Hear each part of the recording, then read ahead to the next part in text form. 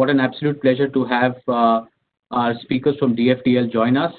When we were conceiving this panel and this cCep for this afternoon, we were thinking of what can we do that is slightly different.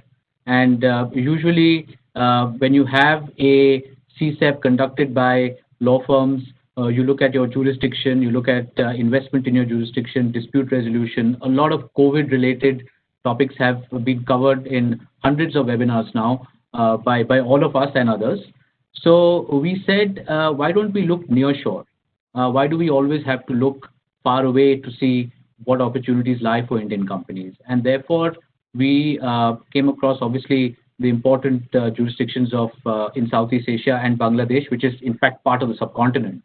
So I would say South and Southeast Asia. India and Bangladesh obviously have and Myanmar for that matter, obviously have a long history. But when it comes to trade and commerce, one doesn't hear much about what's going on between our jurisdictions. There is a lot going on, but one doesn't hear a lot about it. So this is really the culmination of that thought process to bring experts from those jurisdictions, William and Nishant from Myanmar and Shawar from Bangladesh, a preeminent law firm that we've had the pleasure of working with to give us insights into what's happening in their jurisdictions. Before I ask Nishith Bhai to give a few remarks on the topic, and I must say that a lot of this was conceptualized by him, I was just doing some quick research myself and found that obviously apart from historical and cultural links, the fact that both India, Myanmar and India and Bangladesh share such a massive border with each other, border trade, nearby trade is obviously much easier to do. And I think that's something that both countries have been focusing on for quite a while. If you look at India and Myanmar, there has been activity in farm products, investments from India, pharmaceuticals, infrastructure. I was talking with Nishant the other day, and he was telling me about the opportunities for educational institutions in Myanmar. So there seems to be a lot of interest, and not only from India, but from a lot of other countries as well, the Chinese, the Japanese, and others. So I think great opportunity for Indian companies to relook at Myanmar. And similarly with Bangladesh, of course, our trade is much bigger with Bangladesh compared to our trade with Myanmar. Currently, I believe the trade stands at about $10 billion US. Bangladesh is India's 8th largest export market. And obviously, therefore, there is much more that we can do between our two countries.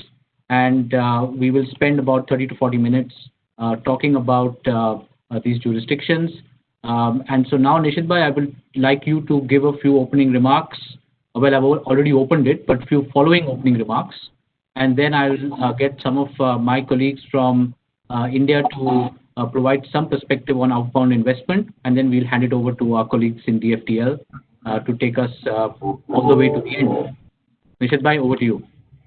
Yes, thank you so much, for wonderful introduction. Very quick, brief one, but very useful. And welcome all the participants. I think we have very large number of people attending this webinar today. And thank you, my friends from Myanmar and from Bangladesh, to come and contribute, some understanding about the geographies and the opportunities in those jurisdictions. As Vivek mentioned, that we share a long border, even long history, and India, Burma, a lot of people, Indians had originally migrated to Rangoon, and there are still many families over there. Same way Bangladesh, of course, was one part of the whole country at one point of time, and I think we still have.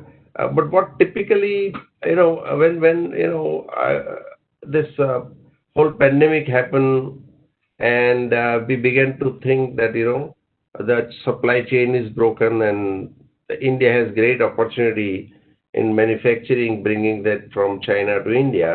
But as you all know, that there is still severe limitation on manufacturing, and let's be honest about it. It's not that we don't want it or we want it otherwise, but I think there is also an interim opportunity. number one. And number two, that when it comes to Bangladesh, when it comes to Myanmar, only thing that comes on the top of the talk and the mind is, oh, they're illegal immigrants. Okay, these are poorest of the countries, They are very much backward to what we are in India at times. And many of those things happen, but if we just take a little deeper look into this jurisdiction, you'll find some very interesting facets. Like Bangladesh, which was supposed to be lowest, denomination as far as development is concerned, LDC, now it is moving very fast. Okay, they have done a very, very good job overall. In fact, one of the interesting thing, it has been growing at the rate of 8%, of course. About this pandemic, we may not know. But interestingly, the growth has been fairly inclusive. That is a little difference between, total disparity and the inclusive growth. So Bangladesh has also grown in that way. Myanmar is full of minerals, as Vivek mentioned that, the number of other opportunities. And if you look at all these geographies, at least both these geographies have, even broadly, I believe, legal system also similar. So India, inherited its common law system, and at one point of time, Myanmar, which was called Burma, and Bangladesh, which is part of India. So all of us have similar legal system as well, and I think that's the one thing I would also love to learn from what is the current status. And even Singapore has similar law like India. So if you look at Indian Evidence Act or Indian Criminal Act or Criminal Procedure Code or taxation system, a lot of these things, there are similarities. And I believe new legislations have been introduced even in Myanmar for incorporation of new company online and all the things. I think the infrastructure that is being developed in Myanmar is fantastic.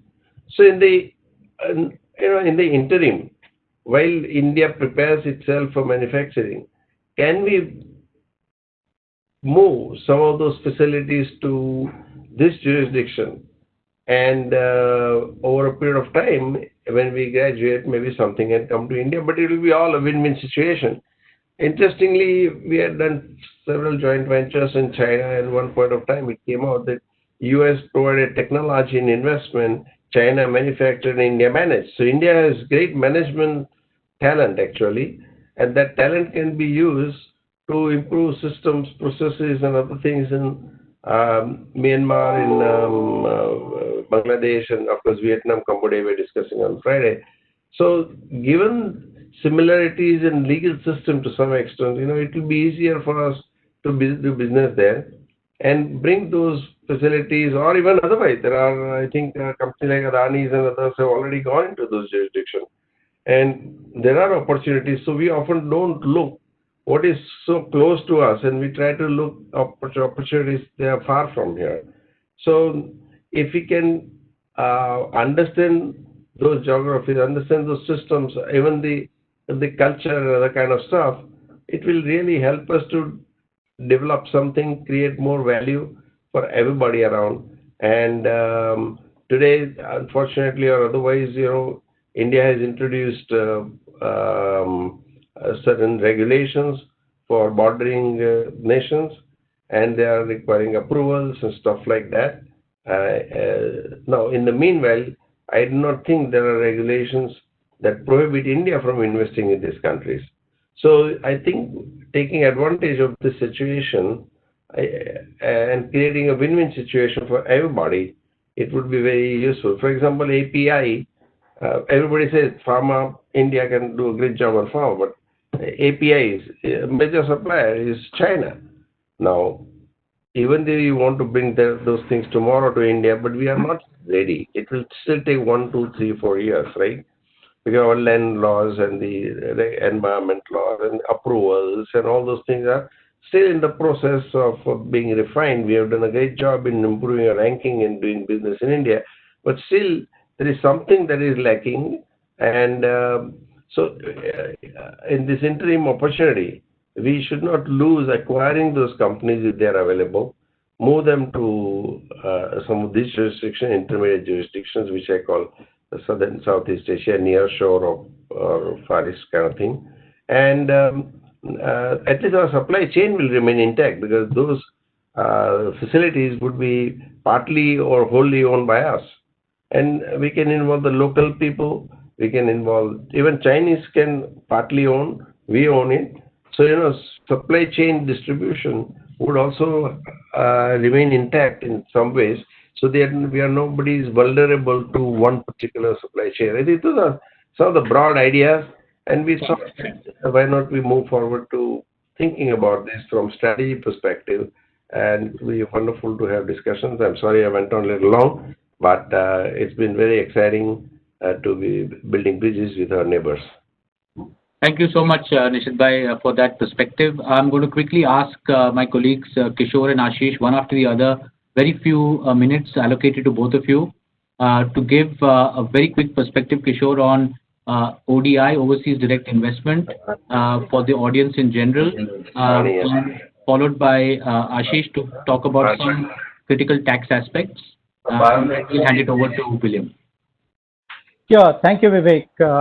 And as we all know, India has exchange control laws, and Reserve Bank of India has prescribed regulations for investments overseas by the Indian entities. But before getting into some important aspects of regulatory aspects, let me just quickly take you through some data which I just found out on the Reserve Bank of India's website, and it's quite interesting. Is that in the last 3.5 years, that is from the year 27 onwards till May 2020, investment into Bangladesh by the Indian entities was up to $260 million. And same was the case in Myanmar, which is around $230 million. So Indian entities have been investing into these two jurisdictions. The sectors in which the investments happen primarily, of course, include manufacturing, financial and insurance services, the constructions, as also agriculture, mining, and wholesale and retail trade. Coming back to the regulatory aspects, the eligible Indian entities who can invest abroad, one, of course, the Indian companies, the registered partnership, and LLPs. But even the registered trust or societies who are involved into manufacturing, educational, and hospital sectors are also allowed to make investments overseas, as also the resident individuals. And when I say investments overseas, it is basically a direct investments by setting up a joint venture or a wholly owned subsidiary, or investing into the existing entities. In terms of the sectors in which the Indian entities can invest, almost all the sectors are open for investments except only two. One, of course, is banking, and the second is real estate business. In real estate as well, if the overseas entity is into the construction or development of townships, investment is allowed into such entities. One other sector that is, though not prohibited, a bit restricted, is financial services, in which the Reserve Bank of India has imposed certain conditions subject to which the investments can take place into financial services. Some important aspects that should be kept in mind while making overseas investment. One, of course, an Indian entity is allowed to invest up to 400% of its net worth, which includes paid-up capital and free reserves. Investment is allowed by way of equity plus loan or a guarantee. That way, an Indian entity can structure its investments partly in equity and partly by way of loan or a guarantee. The investments can take place either by remittance of cash or by swap of shares, or even capitalization of exports is also allowed. Investment is prohibited into countries identified as non-cooperative countries and territories as per the Financial Action Task Force. That's one of the, I would say, restrictions that the Reserve Bank of India has brought in about 3-4 years back. And while making investment into existing companies, valuation of shares needs to be carried out. The structuring of overseas investment is one important aspect generally when Indian entities make investments abroad, which would include kind of a plain vanilla structure. That means Indian entities just set up an operating joint venture or a wholly owned subsidiary and do the business. The other way is that they set up a holding company structure whereby a special purpose vehicle, a holding company is set up, which in turn then sets up a downstream operating joint ventures or wholly owned subsidiary companies, or an operating cum holding structure whereby the subsidiary is an operating company which in turn makes downstream investments. One important thing to be kept in mind while making downstream investment is if that downstream investment is into India, then prior approval of Reserve Bank of India is required as per the FAQs posted by RBI on their website. Some of the relaxations that Indian company gets while doing business abroad is one is pledge of shares. They can literally create a charge by way of pledge on the shares of their JV or a wholly owned subsidiary, which allows either the Indian company or even the foreign entity to avail fund for fund-based or non-fund-based facilities. And we also see that there are many companies, Indian entities, which make investments abroad, but not all entities are able to make gains. There are many who actually are unable to make any profits. To that extent, Reserve Bank of India also allowed writing off of capital and receivables, because if there are any receivables, such as the loan interest, the royalties, the technical know-how fees, those amounts are written off so far as they are to the extent of 25% of the equity investment, and is subject to the prior approval of the Reserve Bank of India. The transfer of shares is also allowed by Reserve Bank of India under the automatic route, subject of course to certain conditions. The Reserve Bank of India, being the monetary authority, has prescribed certain reporting requirements. One, of course, at the time of making investments overseas into joint venture and wholly owned subsidiary. Secondly, if there is going to be any change in the shareholding, or there is change in the activity, or if the overseas entity is going to set up a downstream entity, a reporting has to be done to Reserve Bank of India, and there is an annual filing that needs to be done with the RBI. So to sum up, complying with these regulatory provisions for doing business overseas, it's not that too difficult or complicated. In fact, regulations provide for a lot of operational flexibility for investing abroad. Over to you, Ashish. Thank you, Kishore. Ashish, you have 3 minutes. All right, I'll make it very quick. So when investing from India into Bangladesh or Myanmar, I think a couple of considerations that need to be thought through. Like Kishore pointed out, that there are a couple of ways in which we can make these investments under the ODI route. This could either be through plain vanilla capitalization through shares, or it could be through a debt instrument or a loan that is given to the subsidiary that the Indian company sets up. Now, in these cases, what becomes important is the taxation when dividends are received by the Indian company or interest is received by the Indian company. Interestingly, from a Bangladesh perspective, the treaty provides for a rate of only of 5% when it comes to the dividends. And as I understand, from Bangladesh perspective, there is a withholding tax. There is no withholding tax when it comes to payment of dividends. So therefore, you could get benefit of that and remit the dividends to the Indian company. Of course, the Indian company would have to pay tax on the receipt of the dividends. When it comes to Myanmar, I think the rate of dividends under the treaty has been restricted to 10%, which is beneficial from a withholding tax perspective. When it comes to interest, both the countries have under the treaty provided for an interest withholding of 10%, and therefore when interest is paid by either of the countries, only a 10% withholding is applicable. It is essential to consider these points when investing from India into any of these jurisdictions. Of course, from a capital gain perspective, since India is making the investment into these entities, India will have the right to tax the capital gains, which is going to result in capital gains tax in the hands of the Indian company or the shareholders of the Indian company, whatever the case may be. I think apart from that, from a structuring perspective, it also becomes important to consider the reason why you'd like to set up an entity in Bangladesh or Myanmar, or set it up through another holding company in other intermediate jurisdictions such as Singapore, in which case also you'd like to think about your business objectives, where you are going to grow your business, how do you see it prospering in the next 2 years. And then considering all of these aspects, you may want to set up something as an intermediate holding company and then set up Bangladesh or Myanmar subsidiary from these entities. I think that's it, Vivek. I think I summed it up in 3 minutes. Thank you so much, Ashish. So that was a quick snapshot, guys. William, over to you.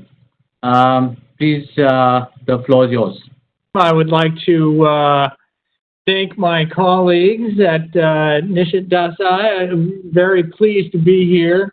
And of course, thank you everyone who's attending. We very much appreciate your time.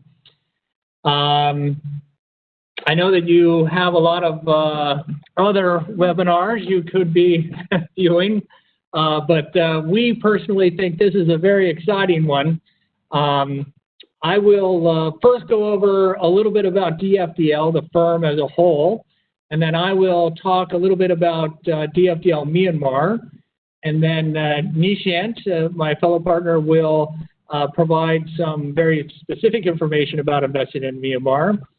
And then we will turn it over to our fellow partner, Shawar, in Bangladesh to cover specifically a little bit about our office in Bangladesh, and then also, of course, to then move into specific legal advice regarding investments into Bangladesh. Okay, so if we can move to our next slide, please. Thank you. This is a picture of myself, Nishith, and Shawar. And please, yes, okay, here we go. So DFDL, we are a regional law firm. We started more than 20 years ago, actually. Our first offices were in Laos and Cambodia.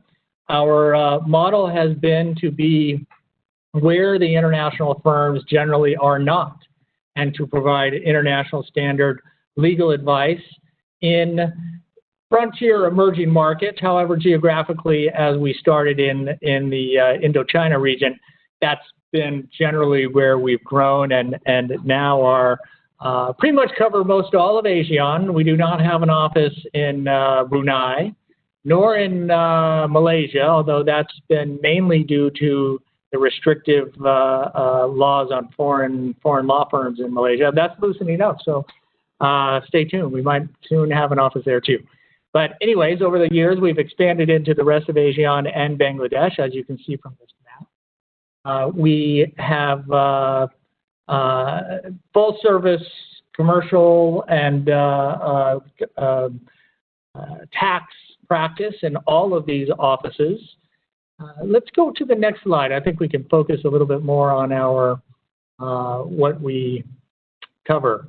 Again, so it's a full service commercial law firm and tax. Within that, of course, we do a lot of banking, finance, technology.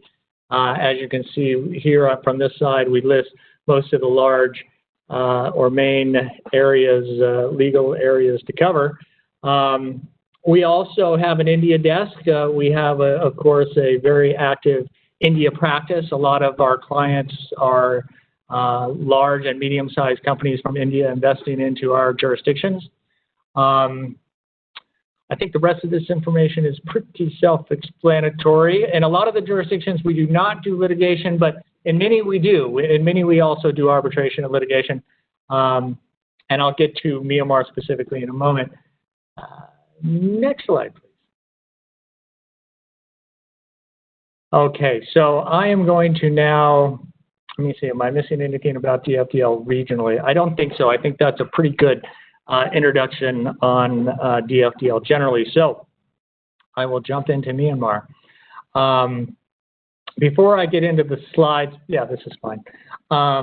Let me just say that how bullish I am on Myanmar. It's the last frontier market in ASEAN, in Southeast Asia.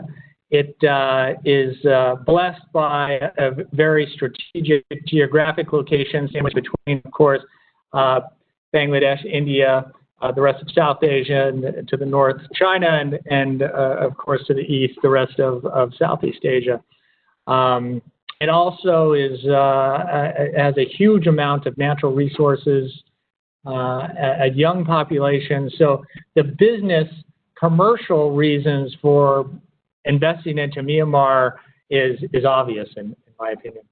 From the legal side, I've been in Myanmar now since 2012 and started doing business there a little earlier than that, but it has really evolved in that time.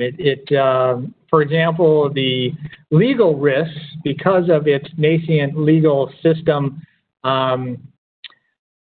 created quite a few legal risks, in my opinion. That's been mitigated because over the years, the various laws that have been introduced have actually mitigated those risks, and it's much more clear. An investor understands, I think, their rights and responsibilities under Myanmar laws, and also it's the policy has enabled the laws that have been promulgated to encourage foreign investment as well. As stated earlier, Myanmar actually does have a lot of laws that are very similar to India and Bangladesh and Singapore and other common law jurisdictions. As a matter of fact, in Myanmar, we look at many laws that are, over 100 years old quite frequently. They're still enforced, they're still on the books, and they often still say India in them, actually. But in that case, you're supposed to substitute that for Burma or Myanmar. So I do think it's a time to invest. A couple more points specifically about the market here. It is still growing in investments. The number of investments, of course, after Aung San Suu Kyi and the National League for Democracy took over in 2017, there was a little bit of a dip, but those numbers are now going back up again. There is an election in November, but no one expects there to be any problems with that, any political disruptions. Aung San Suu Kyi and her party are very likely to still win a majority in parliament, and thus will be able to pick again the president. And Aung San Suu Kyi as the counselor created role, but ultimately she is the head of that party and also the civil government. And the NLD and the military continue to work very well together. So ultimately, I suspect we will continue to have very consistent government and thus no disruptions as far as investments go. There has been a push, as you see the third point here, to try and make it more efficient to do business in Myanmar, and they've in that regard have created an online company formation process that now is much faster than it used to be. I have the next slide is also talking about it, so I'll jump to the next one. It's the WTO member. Well, that's okay. I'll go on. I think I'd like to leave Nishant some more time anyway. So this is a little bit more information on the World Bank improvements that Myanmar has made. Of course, it was pretty far down the list and still is, but that's, of course, why it's still commercially so attractive to come and invest in it. With the added risk is greater potential returns. But anyways, there have been improvements as far as what the government's introduced and made it more efficient to invest. And also, the various sectors have liberalized. And for most all of the various sectors that you might be involved in, you can come to Myanmar and invest and open up operations in Myanmar. So with that, I am going to pass it over to Nishant, and he's going to take you through the nitty-gritty. Thanks, everybody. Appreciate your attendance. Thank you, William, and welcome, everybody. What's more important before we get into nitty-gritties of how and what the landscape of investment is generally, it would be prudent to understand what sort of investment from India we have seen in Myanmar. So, for instance, Myanmar, we have seen several Maharatnas like GAIL, IOCL, NTPC, ONGC, and Navratnas like BEL already established their branches in Myanmar.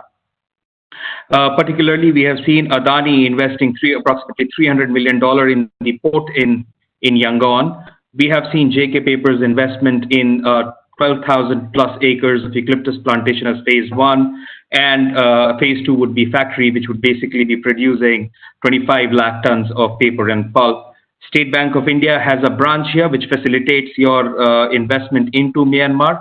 State Bank of India's branch opening itself is a $70 million plus investment. There is a mixed opinion, but I am a firm believer that Myanmar pharmaceutical sector is largely eclipsed by Indian companies. Roughly 60 to 75% of market in Myanmar is covered and businesses under Indian domain. Next slide, please. So, as William pointed out, that there has been several investments. Next slide, please. We'll go on to the investment-friendly laws. Yeah, thank you. So, as William pointed out, there has been several reforms. Now, to give a context, India and Myanmar was under British India rule. So, a lot of the foundational laws are same, may it be Contract Act or may it be the Civil Procedure Code.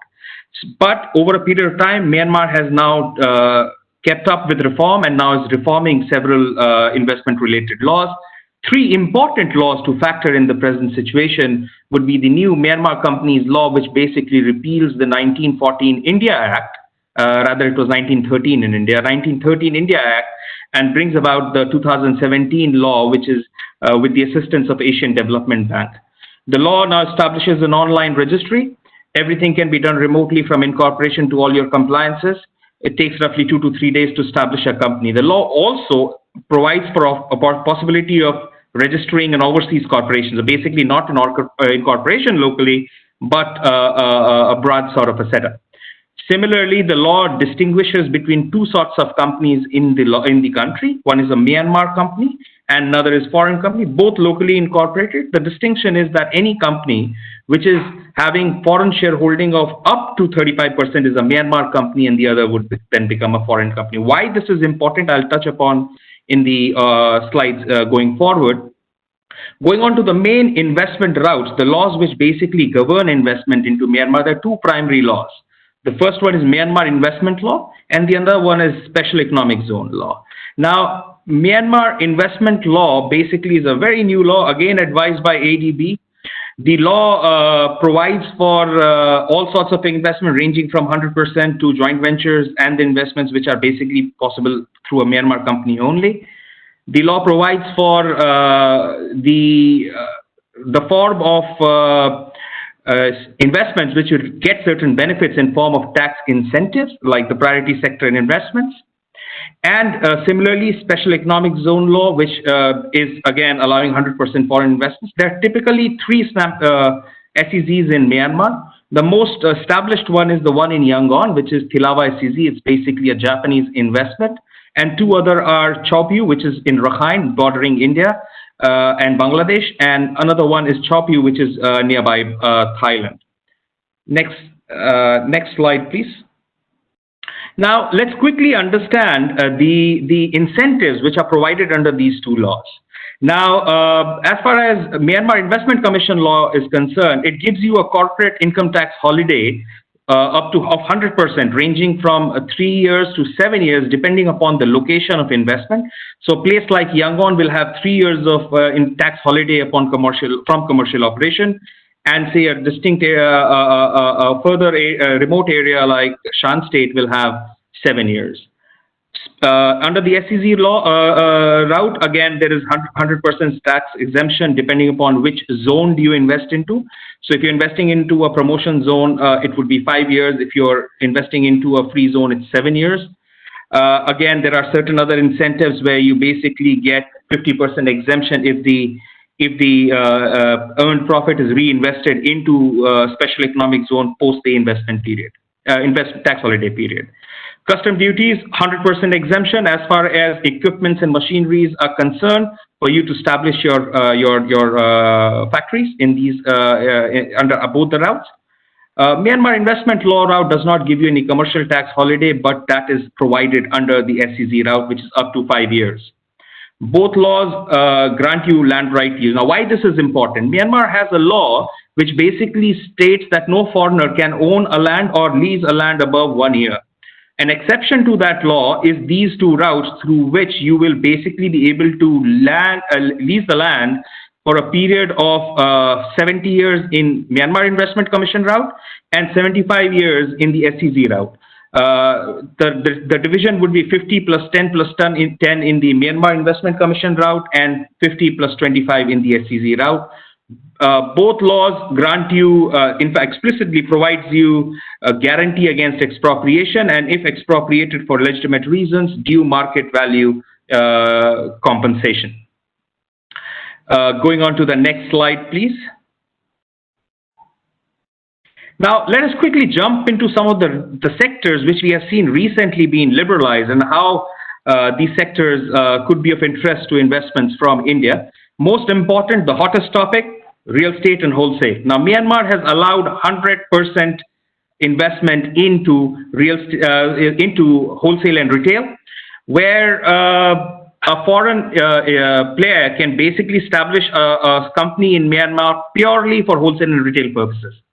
The requirement there is, when you're doing 100% investment into wholesale, your paid up capital has to be 5 million USD. If you're doing it in retail, your paid up capital will be 3 million USD. You can also go ahead and do a joint venture. Joint venture means at least 20% of the equity is owned by a Myanmar citizen. In that case, your paid up equity, your paid up capital would basically decrease to 2 million USD in case of wholesale, and in case of retail, it comes down to $700,000. Now, this entire amount does not have to be brought up upfront. Basically, it is to be brought into 3 tranches: 50, 30, 20. 50 being paid up upfront within 30 days of the application, 30 being paid upon 1 year of anniversary of operation, and 20% upon the second anniversary. Another sector which we saw recently being very hot topic in the country, and a lot of investments from Japan, Korea, and around, is real estate. Particularly, Myanmar has a great scope and market for real estate in bigger locations, such as Yangon, Mandalay. Particularly, Myanmar has also come out with a condominium law, which basically allows foreigners to now own up to 40% of sellable area. So basically a hot topic there where basically all the foreign investors are interested in. Generally, there is a huge market for mixed-use developments, office spaces, etc. So that is something which we have been seeing a lot of traction in. Insurance, recently Myanmar allowed up to 5 licenses in life, 100% foreign owned. 5 licensees are now foreign players in Myanmar.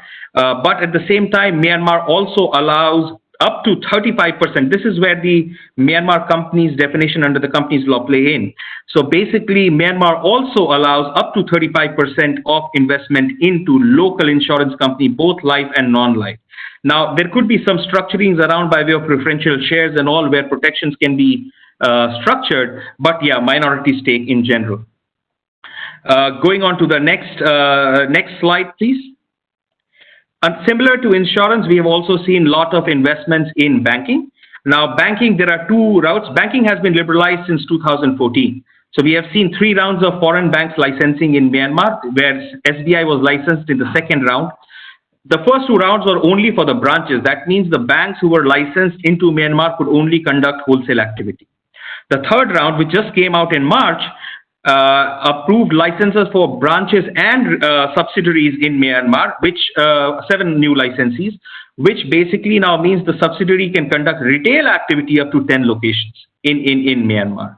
Save for this, there is also a possibility of owning up to 35% as a minority stake in the local banks to conduct retail, to take retail assets much beyond 10 locations. Stock exchange. Security Exchange Commission of Myanmar has come out with a notification where it says that foreign investors can invest up to 35% in Yangon Stock Exchange listed company. 2 approvals necessary. One is the Security and Exchange Commission approval, and another is the Line Ministry approval.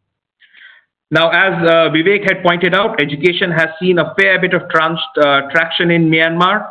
Education now 100% investment is allowed, save for higher education, which is still restricted. Almost all international schools, etc., we are seeing a lot of traction. Companies like Dulwich and Nord Anglia have already set up their shops in Myanmar. Only requirement here is that in case you are conducting a real estate, education investment, you have to take an undertaking that the upcoming national education law will be complied with, and that's anyways would be required for us to conduct if we are opening an education institution in Myanmar. Next slide, please. Mining. Mining is another sector. Mr. Desai had pointed out how Myanmar is rich with natural resources. Now, mining has been an attraction for Chinese investors in Myanmar since a very long time. Australians like Panast has recently been granted approvals to conduct mining. Foreign investment of up to 100% is allowed in large-scale mining, which basically means 15 years to 50 years of mining in tenure. Small scale and medium scale, basically only Myanmar companies can conduct. Again, the 35% route can be pondered here, and also there is a structuring possible, which we have seen as a precedent, where an O&M arrangement along with a production sharing contract can be worked out, and this has been working around. Most important, and which has been talk of the town as far as Myanmar is concerned, is power. Myanmar is power deficit, and there is a huge need of power. Recently, we have seen solar tender being issued for a 1 gigawatt. The tender is due to be submitted on 17th of July, so this is still live and hot. Basically, there are 30 locations where solar projects could be established throughout Myanmar, all range between 30 megawatt to 50 megawatt. And this is something which has seen huge amount of traction from China, Thailand, even Europe and Malaysia. And we are working on several of them as we talk. Going forward, as Mr. Desai has also pointed out, that diversification of supply chain is imperative, considering the post-COVID era. Now, manufacturing has had a tremendous interest in Myanmar. Myanmar basically itself has a domestic requirement for a population of 53 million, but also it could be a diversification of supply chain. Considering its geographical location, it is very, very prudent to consider Myanmar for that purpose. Now, as far as manufacturing is concerned, 100% investment allowed. There are promoted sector activities. There are tax incentive attached to it. You can go through Myanmar Investment Commission route or go through Special Economic Zone route. Important, next slide, please. Importantly, for bigger infrastructure projects, Myanmar recently came out with a concept called Project Bank. Now, Project Bank is something where important PPP projects, which Myanmar considers are of strategic importance, would be brought into this bank, and Myanmar will ease and facilitate these projects, but also provide sovereign guarantees.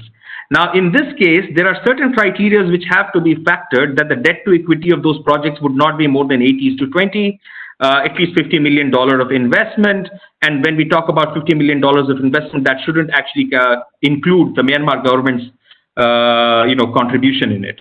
Now, the sovereign guarantee policy will have to be formulated by the Central Bank of Myanmar. It is in pipeline. Once it's done, then basically it would be a possibility.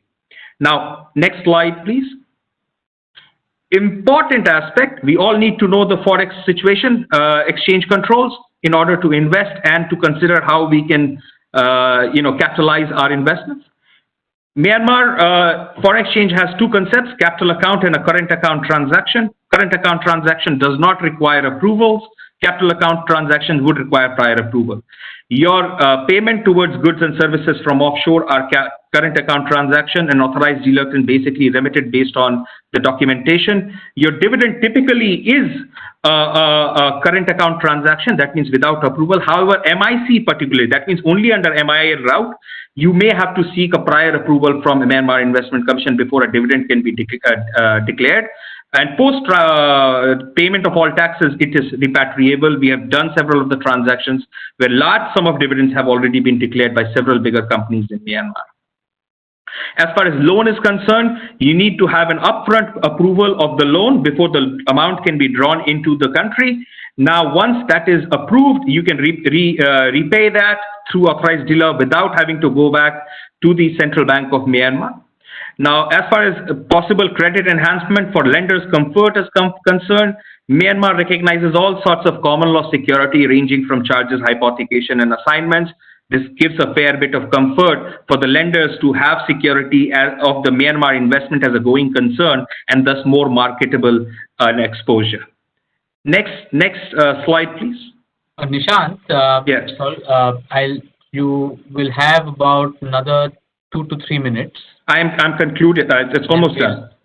Go to Bangladesh. Perfect. have some Q&A. Thanks. Perfect. Perfect. We're almost there. I'm at the end. Myanmar recently have introduced the intellectual property law. Intellectual property law recognizes it's same all four sects: trademark, copyright, and industrial design patents. Re-registration of the existing trademarks are going to start once the online trademark registration gets activated, which is probably this year sometime. On the dispute resolution front, Myanmar recognizes foreign judgments can be enforced subject to certain exceptions on the principles of natural justice and alike, similar to our Indian CPC's Section 13. And also, Myanmar is now acceded to New York Convention, so International Arbitration Award is also enforceable in Myanmar. So we have both the routes in Myanmar as far as judgments and opting for an alien jurisdiction for the governing law is concerned. Next slide, please. Quickly, upcoming opportunities. I've already talked about the solar projects. There are two EPC tenders, one for combined cycle up to 300 megawatt, and another is a smaller hydropower project. Both EPC, Myanmar government would be the employer and are looking around for EPC providers, so that's something which can be pondered into. Two big road projects, one from Yangon to Mandalay, approximately 960 million, that is $1 billion project, and another from Muse to Mandalay, which is bordering which is bordering China border. So total roughly around $2 billion of infrastructure project in pipeline. Again, Myanmar has huge amount of oil and gas potentials. So Myanmar is now again going to auction new blocks in, I think so it should be sooner than later, a month or two it will be online. Over to you, Shavar, and thank you for the time. And thank you for listening. Will you be dealing with the taxation of the local companies? How much is the tax rate and whether there's capital gains exist or doesn't? And dividend tax, if you have.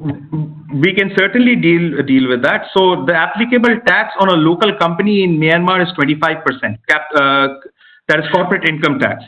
Myanmar does not have any taxation on dividends. So basically, you would be paying dividends in your home country. You're paying tax on the dividends as your profit in the home country. And capital gains tax on the sale of shares? Capital gains is 10% on the gains. Okay. Thank you. Thank you. Thank you. Shavar, over to you. You're on mute, Shavar. Thank you, Vivek. Thank you, everyone, for joining. Thanks, Nishant and William. That was really very informative. I'm going to take a slightly different tact. I mean, I think you've been all hearing a lot of heavy conversation with a lot of info and numbers.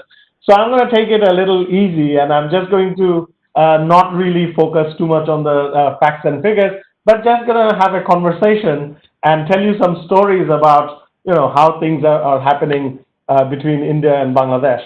First, a little bit about us and the office. So DFDL Bangladesh, I came back to Bangladesh. I used to work in England and Singapore and others, and set up the Bangladesh office in 2012 when things were just about to take off. And now we have about 40 people in the office, and we've been doing a lot of transactions in all different sectors and pretty much full service. As a country, if you look at the slides here, you'll see that it's a population of 165 million. That's quite heavy. And if you look at the map, if I can just take the cursor around the map, I don't know whether you can see this, almost three sides of the country, we're surrounded by India. And as Mr. Desai earlier pointed out, that culturally, we are pretty much the same kind of people.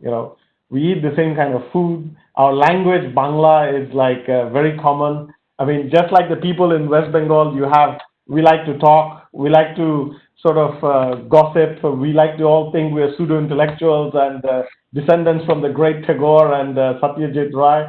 So, it's if you know West Bengal, Kolkata, then you will have it pretty easy in Bangladesh. And I guess for that reason alone, Bangladesh is not at all unfamiliar to Indian businesses. I mean, Bangladesh, in our history, we have a very deep relationship with India since 1971, since the Liberation War of 1971, where India was supporting us to become independent. So since then, we have had a very, very close relationship. And in fact, we have actually come far away from those days. If you have been reading up on what's been happening recently, and if you followed what Mr. Desai was saying, Bangladesh has actually achieved quite a lot, and it has made significant strides in one of the most important things, which is the Human Development Index. And in Bangladesh, we are seeing the results of that, because if you look at the right side of my slide, you will see all of these interesting facts that put Bangladesh on one of the top 20 countries that are developing the fastest. It's becoming the sort of investors' darling in South and Southeast Asia. It's the second largest exporter of ready-made garments, and all of these very fancy words that are describing Bangladesh. But this is a far cry from where we started off back in 1971, when I mean, some people may remember that famous comment by Henry Kissinger that Bangladesh was the basket case of Southeast Asia. From there to here, it's a tremendous leap. But yet, where we are now in Bangladesh, it still baffles the economists, and they call it the Bangladesh paradox. I think a number of international and Indian economists have written about it, that on the one hand, you see all of these news about the corruption, about the floods, and about the cyclones, and all of the disasters that happen in Bangladesh. But on the other hand, you see all of these Goldman Sachs reports, all of these World Bank reports. So it really is a paradox from that perspective. But I mean, let me just explain a little bit about that. If you look at the ease of doing business of the World Bank, I mean, that's not going to help us at all, because that just says the same sort of things, that, oh, it's very difficult, there are so many problems, there are so many issues in opening up businesses and all of that. But fortunately, that hasn't really stopped any of the international investors or the Indian investors to come and do businesses in Bangladesh. Although from the report also says that we've made significant improvement, but I think a lot of things are also dependent on the perception. And perception is something that I think people in our subcontinent, we actually understand that there is a big difference in what is perception and what is reality. Okay, what you see in the papers, in the news, and what is actually going on, there's a big difference. So I would say that you just, I mean, as I think subcontinental people, we always look at these things and we say, okay, fine, that's just another report. The reality is actually something completely different. Right now, we are seeing unprecedented growth. As Mr. Desai said, we did have almost 8% of GDP growth per annum, and it has been steadily growing for the last 10 to 15 years. It has been growing from about 5.5 to 8 in the last sort of 6 to 7 years, and that's pretty significant. And everybody talks about the success of the RMG industry, and that truly is a sort of a poster for what has happened to this country. RMG is not significant just for the huge amount of foreign currency it earns, almost 40 billion per annum, but also if you look at it, it's employing 90% females. So it actually tells the world a lot about this country. Starting from the 71 famines to now, what we saw is this huge development in the rural areas, in infant mortality rate, in children's education, women's health, and women's education. With the advent of Grameen and BRAC, the microfinance, you saw new money flowing into the economy through women in this country. Okay? So that has actually had a huge impact over the generations, and now for the last 20 years we've had women prime ministers, women speaker of the parliament, women CEOs, and sort of a huge workforce that is all women, and not just in the working level, but also in the corporate and management level. So that has brought about a significant change. And I'll tell you why that is different. Because you see, when women earn money, they save and send their children to school. And that's what happened, and that's what we are seeing now. All of this young workforce, if you look at the statistics, the demographics, they say it's a demographic dividend. It is true. All of these young guys coming out, even in the countryside, all armed with smartphones, all speaking a bit of English. Everybody's trying to up themselves. Everybody's getting into some business. And with the advent of Facebook and other social media, you can be a successful entrepreneur in the furthest part of the country. You see, it's a flat country without that many highs and lows. And it's culturally, it's one people. Even though you have different religion, Hindus, Muslims, Buddhists, Christians, culturally, we all celebrate the same festivals. Culturally, we speak the same language. We eat the same food. We sort of have fun with the same sort of games. So wherever you go in the country, it's the same thing, and that's been a very significant reason for this success that we see in the economy, because it's been a push from the bottom rather than a pull from the top. So that's resulted in this big growth in the middle and the lower middle class, and that has spiked the demand for power, energy, consumer products, everything that you can imagine. And that's resulted in this huge boom in construction, in industrialization and urbanization. So all of these things that you're seeing on the slides, all of these things are happening. And I'm actually going to touch upon some of these things a bit more details in my later slides. Mr. Desai mentioned API and pharmaceuticals. Those things are happening. Those things are becoming reality as we speak.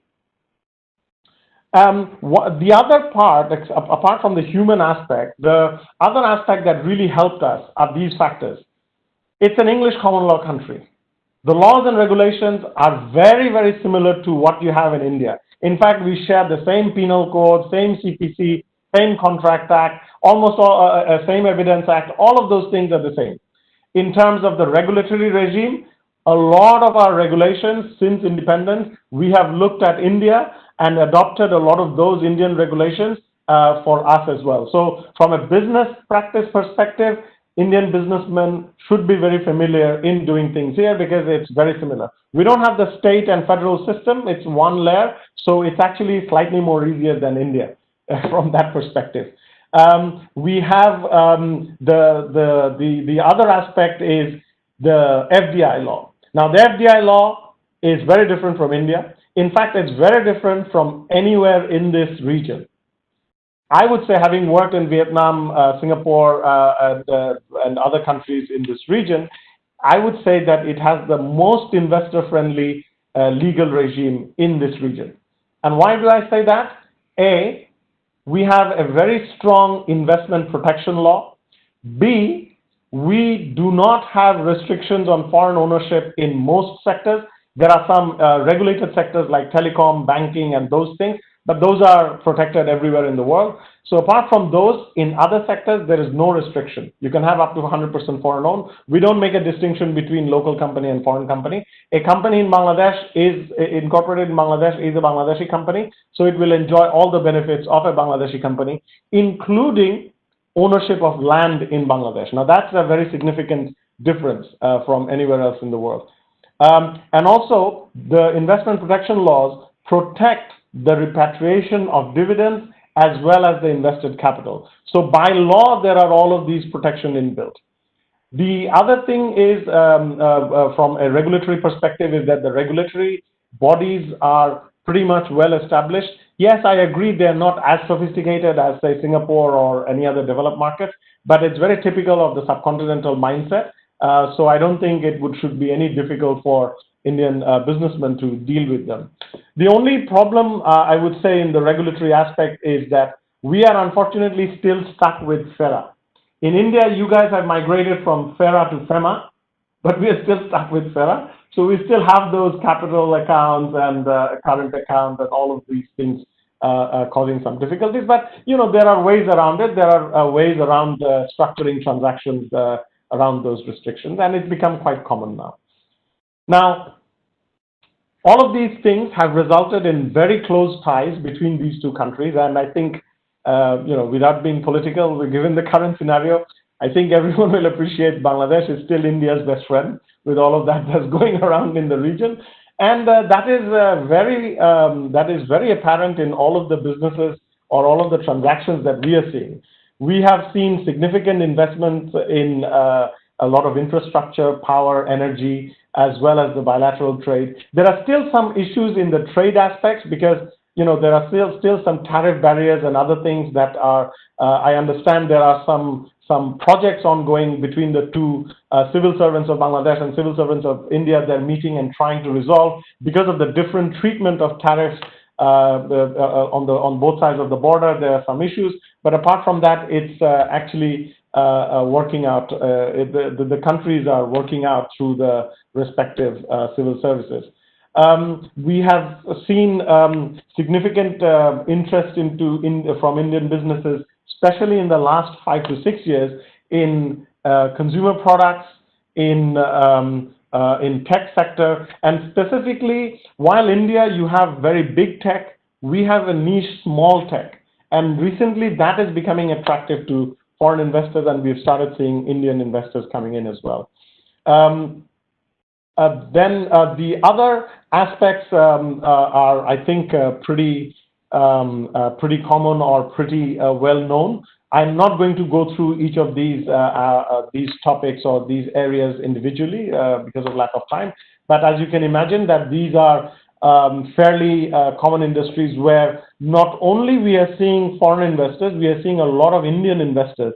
I would just mention agribusinesses, light engineering and consumer electronics, plastics, pharmaceuticals, ready-made garments, and footwear. These are the areas where recently we have started seeing Indian companies coming in to do business. As well as there has been, because the automotive industry is growing, thanks to Japanese investments and Korean investments, the spare parts business is also growing, and we are seeing some interest from some Indian companies.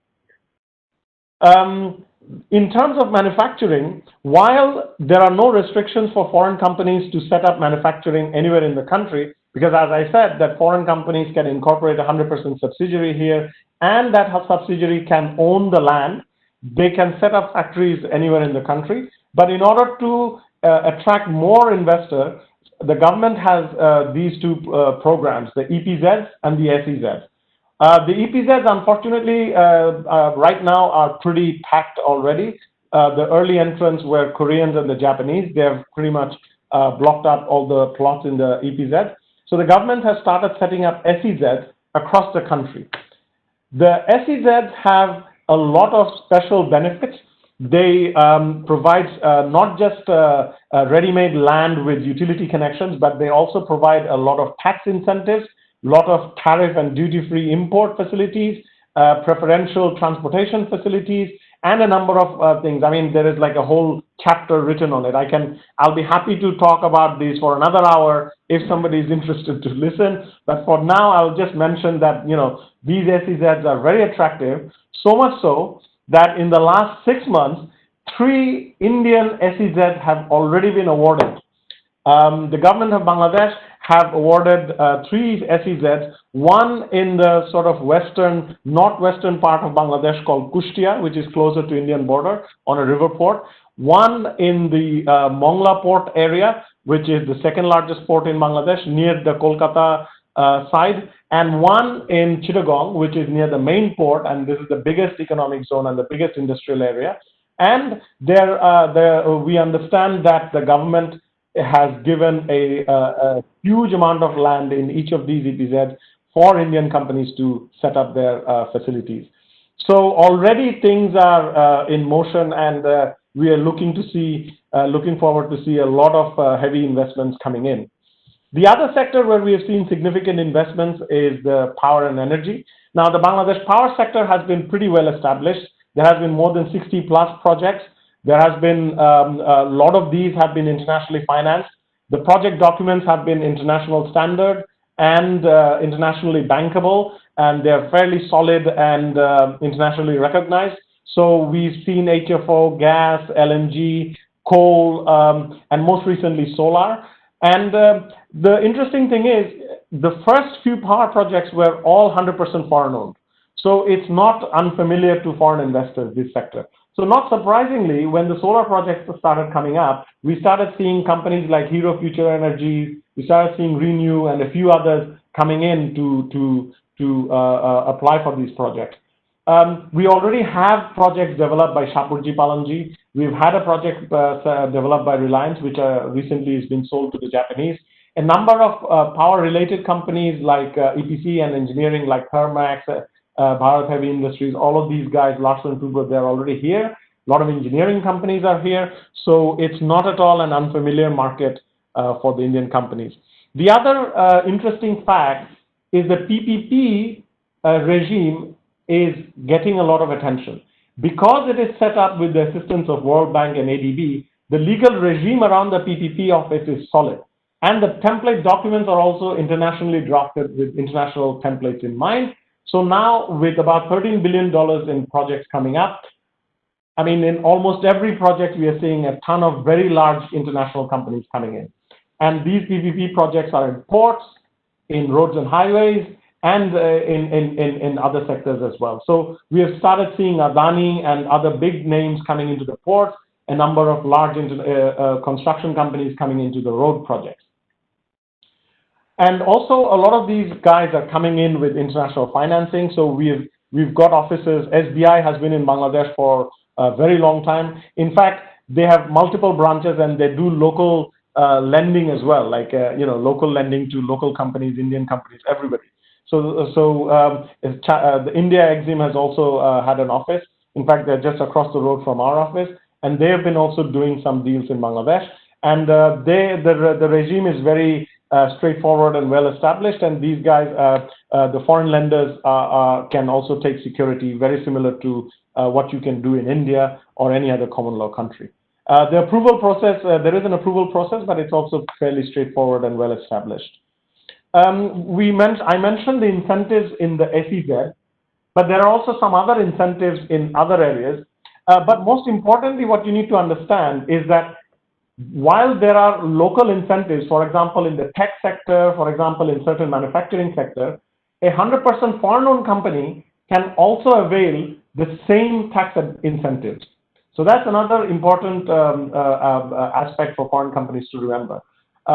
There are some specific benefits for work permit holders and repatriation of salaries, and there are some tax exemptions for high-tech people as well. I'm not going to go through them in details. You can see some of them here. And later, if you have any questions, I'll be happy to answer. Just want to mention the last couple of things. Bangladesh also has a reciprocity arrangement, but unfortunately, similar to Indian CPC, our CPC is the same with the same section numbers. So, but the reciprocity thing is not that well developed. Rather, we have seen a huge development in the international arbitration aspects. It's been an New York Convention country for a long time, and we have UNCITRAL model arbitration law. And more recently, in the last 5-6 years, we've started seeing the courts are also becoming more hands-off, and they're becoming sort of uninterventionist when it comes to international arbitration awards. They're saying that, okay, you have an arbitration award, we're not looking into it. Okay, so that's a very good thing for businesses, because they can have contracts governed by foreign law with international arbitration clauses in them as well. Unfortunately, the court system is very much like India. It's because we have inherited the same due process type legal system. So you have, it takes ages for things to move, and the courts are clogged up with thousands of cases and litigation. And the lower courts and the higher courts has exactly the same problem as in India. So I'm probably not going to talk about that. I think given the time, I'll just stop here and leave the rest for question and answers. Thank you. Thank you so much, Shawar, and thanks to Nishant and William. I know that we can obviously go on for much longer time to discuss these two exciting countries, but I think you guys have done a fantastic job in providing a very comprehensive coverage in such a short period of time. Maybe we'll need to do a few more of these, focused on your jurisdictions independently. I think one of the big takeaways that I've got is that we need to know much more about each other's systems that we know. I was actually joking with Nishith before this session that if we find it very difficult sometimes when clients ask us to refer them to lawyers or other professionals in our immediate neighborhood, countries in our immediate neighborhood. But if someone asks us for lawyers in the western part of the world, we can get references fairly quickly. So that just shows how much more connected we need to be with our immediate neighborhood, and eye-opening for me as well as to how much we don't know about what actually Indian companies are doing in Bangladesh and Myanmar. I think I only see this growing with the kind of environment we are in right now. I think nearshoring is going to become very, very important as we mentioned in the beginning, make in India via South in Southeast Asia, whether it's RMG, infrastructure, oil and gas. I think the time has come for us to encourage more Indian companies to look at Bangladesh, Myanmar, and of course the other countries in Southeast Asia. So I will pause there, and if there are any questions, then I'll be happy to see if there are any questions which we can queue up. Nishith bhai, do you want to say? Do you have anything to say? Yeah, basically, I think comment that traditionally we have talked about English common law. Ideally, we should be using expression Indian common law. Because, originally England provided us with this common law, which was unwritten and precedent-driven. But when English came to India, they gave us a better codified law, because all principles were precedent-driven. So, codification really helped us. So, Indian law was an improvement over English law. And once Indian law, got formalized, I think we had, because it's like that, you may be staying in a small house, in a village cottage or something like that, but when you go and build a new house, you want to do it better than yourself. And England never thought they will ever leave India, so at that point of time.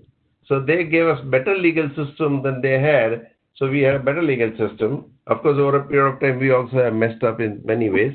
But fundamentally, if you see all this Indian Contracts Act, Indian Penal Code, Indian Evidence Act, Criminal Procedure Code, Civil Procedure Code, how many times you refer to Section 13 in our conversation today, So this law first got implanted into India and then into Myanmar and to Bangladesh, which was part of India anyway, and then Singapore and Malaysia and, all those geographies. So Indian law is the Indian common law. I think we should put that way. So I think that is one good comfort that it's so easy to discuss, do you have Section 13 equivalent? Okay, it's immediate answer. We all understand. So it actually helps us to do business faster than many other geographies in the world. I think that fundamental thing exists, And the second thing is that what I want to really find out is that are the manufacturing approvals come very quickly in Myanmar and also say in Bangladesh today? Because in India we get a lot of approvals and state level issues and all this kind of thing. So I'm trying to see that if practically if we want to uplift a plant from China and bring them to Bangladesh or are there any serious impediments or that can be done in reasonable time? In Bangladesh, if I can go first, in Bangladesh, we don't have a specific approval required for manufacturing. What you need to do is that there are certain zones where you can set up industrial estates and everything, and there are some local licenses and utilities connections that you need. If you're manufacturing certain specific product that requires specific licenses like acid license or those, then you have to get those. But apart from that, there's no specific manufacturing license that is required. In Myanmar? You're on mute. Oh, sorry. So Myanmar as well, I mean, we do have a sectorial approval necessary other than the investment permits, but that generally comes fairly quick. I mean, I think so once MIC has approved, and MIC is mandated to get back to you with yes or no within 90 days of acceptance of application. And once that is approved, then mobilization happens with the factories, and sectorial approvals come in faster time once the MIC has gone ahead and given the consent. So I don't see sectorial approvals at all a difficulty. What is happening to environmental clearances there?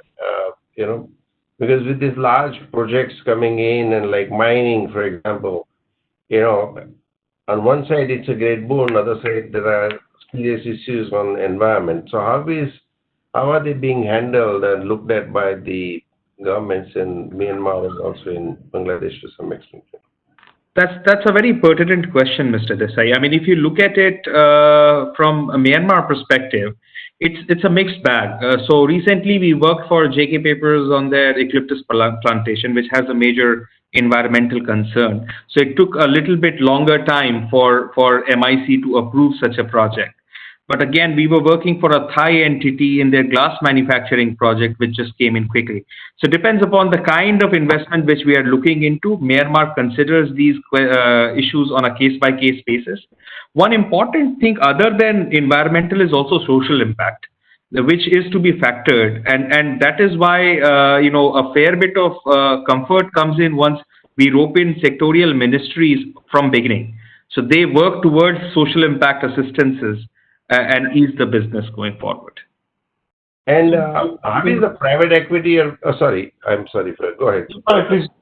Now, I just wanted to add that in Bangladesh, the environmental the stuff is handled by DOE, the Department of Environment. It's under the Environmental Ministry.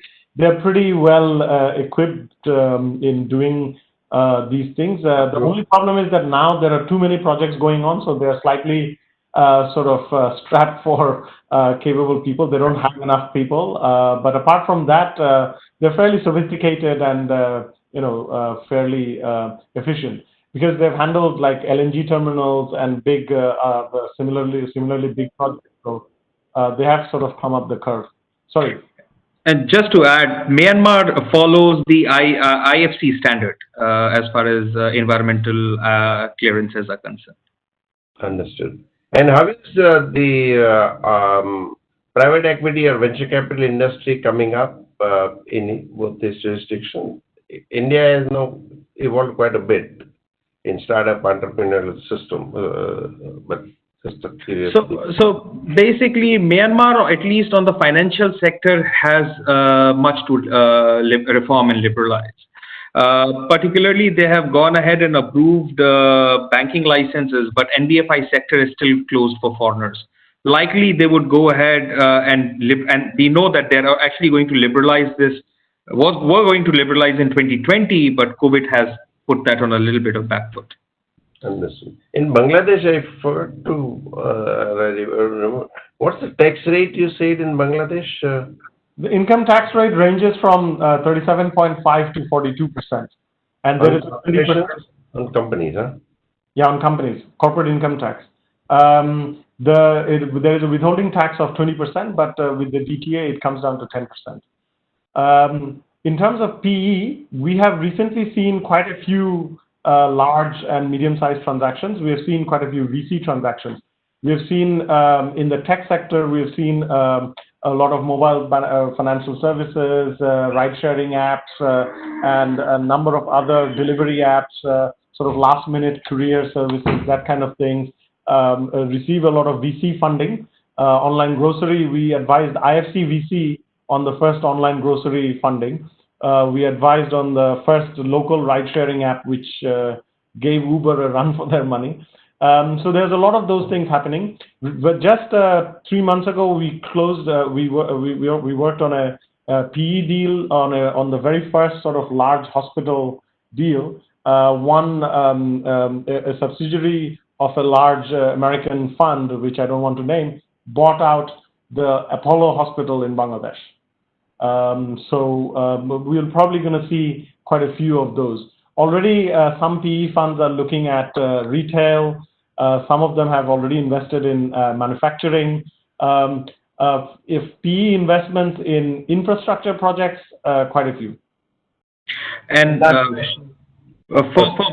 just a minute. For Myanmar, actually, if we're talking about PE fund from offshore investing into, then it goes through a regular, approval routes of relevant share transfers and things like those. So that's pretty much possible. I'm talking about a situation where you want to establish a fund onshore, which is a difficulty present.